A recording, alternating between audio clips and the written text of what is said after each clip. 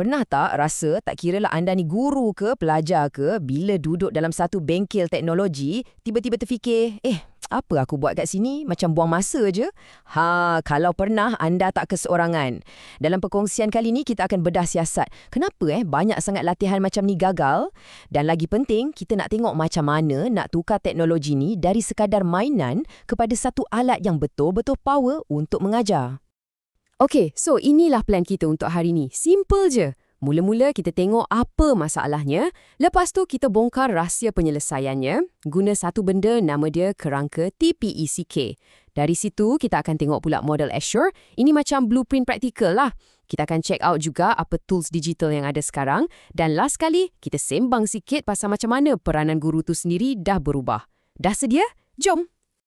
Baiklah, jom kita masuk bab pertama. Kita nak sentuh pasal satu isu, satu rungutan yang saya rasa ramai orang dalam bidang pendidikan ni faham sangat. Iaitu, kenapa latihan teknologi ni selalunya macam tak lekat?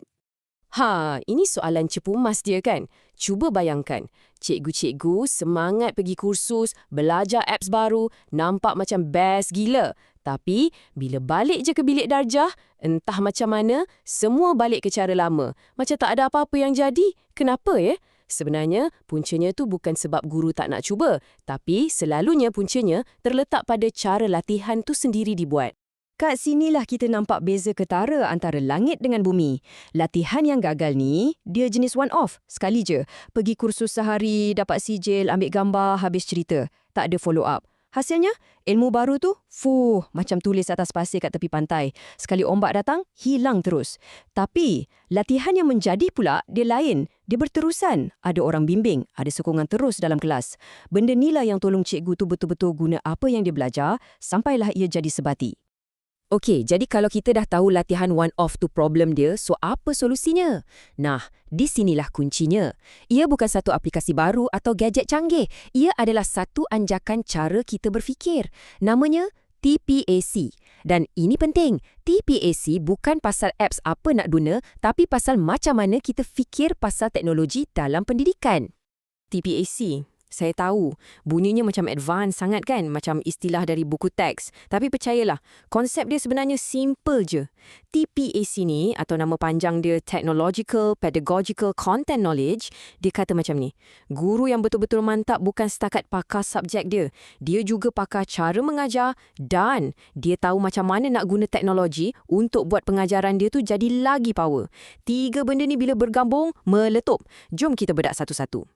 Okey, yang pertama, T untuk teknologi. Ini senang faham. Maksudnya, pengetahuan kita pasal alatan tu sendiri. Tahu ke tak nak guna laptop, apps atau mungkin sekarang ni AI. Ini basic tapi dia cuma satu kepingan puzzle je. Lepas tu, kita ada P untuk pedagogi. Yang ni pula adalah seni mengajar tu sendiri. Macam mana kita urus kelas, macam mana kita buat aktiviti kumpulan. Inilah skill teras seorang guru. Tak kiralah ada teknologi ke, tak ada. Dan akhir sekali, C untuk konten atau kandungan. Maksudnya, anda memang faham betul-betul subjek yang anda ajar. Kalau ajar matematik, formulanya semua dalam kepala. Kalau ajar sejarah, anda tahu cerita belakang tabir setiap peristiwa. Anda pakar bidang anda. Jadi, apa jadi bila kita gabungkan T, P dan C tadi? Kat sinilah magicsnya berlaku. Teknologi tu hanya akan betul-betul berguna bila ketiga-tiga pengetahuan ni, teknologi, pedagogi dan kandungan, bertemu. Petikan ni, memang tepat. Kalau guru tu pandai guna apps canggih tapi tak tahu nak kaitkan dengan cara mengajar dan subjek dia, apps tu jadi macam bunga atas meja je. Cantik tapi tak membantu sesiapa pun belajar. Okey, faham dah falsafah TPACK. Ia bagi kita sebab mengapa kita kena gabungkan semua tu. Tapi persoalan seterusnya, bagaimana? Macam mana kita nak rancang satu kelas yang betul-betul guna ketiga-tiga elemen ni? Untuk jawab soalan tu, kita kena kenal dengan model SUSURE. Anggap je ni macam manual langkah demi langkah untuk anda. Senang cerita, model ASU-ASIR ni macam checklist wajib untuk para guru. Ia pastikan kita tak terlupa apa-apa yang penting bila kita nak reka satu sesi pengajaran yang ada guna teknologi. Dari A sampai Z, semua ada. Jom kita jalan laju-laju tengok setiap langkah. Ia mula dengan A, analyze learners. Kenal dulu pelajar kita. Siapa diorang, apa diorang dah tahu. Lepas tu S, state objectives. Tetapkan matlamat. Apa yang kita nak pelajar capai. S yang kedua, select methods, media and materials. Pilih kaedah, media dan bahan yang paling ngam. Kemudian U, utilize. Gunakan bahan yang kita dah pilih tu betul-betul dalam kelas.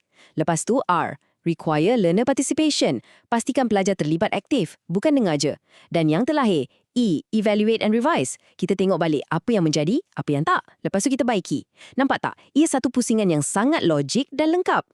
Baiklah, sekarang kita dah ada mindset yang betul dengan TPACK dan kita dah ada action plan dengan ASSO. Apa kata kita jengok sikit apa alatan dan idea-idea best yang ada dalam toolbox guru zaman moden ni? Yang pertama, satu benda yang superpower OER atau sumber pendidikan terbuka. Cuba bayangkan ada satu perpustakaan gergasi, satu dunia yang buka 24 jam penuh dengan video, modul, macam-macam bahan pengajaran yang berkualiti tinggi dan semuanya percuma untuk kita guna, ubah suai dan kongsi. Itulah dia OER, memang game changer. Seterusnya, konsep yang betul-betul mengubah cara kita pandang pendidikan. U-learning. Idea dia simple je. Belajar bukan lagi terkurung dalam 4 dinding bilik darjah. Dengan adanya telefon pintar, internet, pembelajaran boleh jadi kat mana-mana. Kat perhentian bas, masa tengah tunggu kawan, kat taman. Satu dunia ni dah jadi macam bilik darjah kita. Dan akhir sekali, satu lagi istilah best, DLO atau objek pembelajaran digital. Fikirkan DLO ni macam ketul-ketul Lego. Dia satu unit pembelajaran yang kecil, fokus. Contohnya, satu video animasi pendek pasal kitaran air.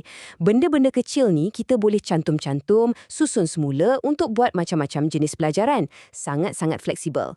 Bila kita tengok semua kerangka ni, model ni, alatan ni, dah terang lagi bersuluh kan? Peranan seorang guru tu sendiri dah tak sama macam dulu. Bukan lagi sekadar berdiri kat depan kelas dan bagi ceramah. Guru hari ni dia kena pakai banyak topi. Dia adalah seorang pereka bentuk yang cipta aktiviti pembelajaran yang best dan mencabar. Dia juga seorang penganalisis yang guna data untuk faham progres setiap pelajar dia. Dan, jom kita jujur, dia juga kena jadi penyelesai masalah. Dialah orang yang kena tahu kenapa projektor tu tiba-tiba tak nak on 5 minit sebelum kelas mula. Realiti kan? Dan semua ni membawa kita kepada satu kesimpulan yang paling penting. Matlamat utama kita guna semua teknologi ni bukan sebab nak jadi pakar gadget. Bukan. Matlamatnya ialah untuk jadi pendidik yang lebih hebat. Kita guna teknologi sebagai satu alat untuk laksanakan pedagogi yang mantap supaya pelajar kita boleh faham dengan lebih mendalam. Itulah dia matlamat utamanya. Jadi, sebagai penutup, saya nak tinggalkan anda dengan satu pemikiran ni. Teknologi, alatan, aplikasi, semua ni akan sentiasa berubah. Hari ni app ni, esok app lain. Kalau kita asyik kejar apa yang baru, kita akan penat. Serius. Soalan yang lagi penting yang takkan lapuk dek zaman ialah bagaimana? Bagaimana kita nak gabungkan apa-apa je alatan dengan cara mengajar dan subjek kita secara bijak? Itulah kemahiran sebenar. Jadi persoalannya, adakah kita semua dah bersedia untuk ubah cara kita berfikir?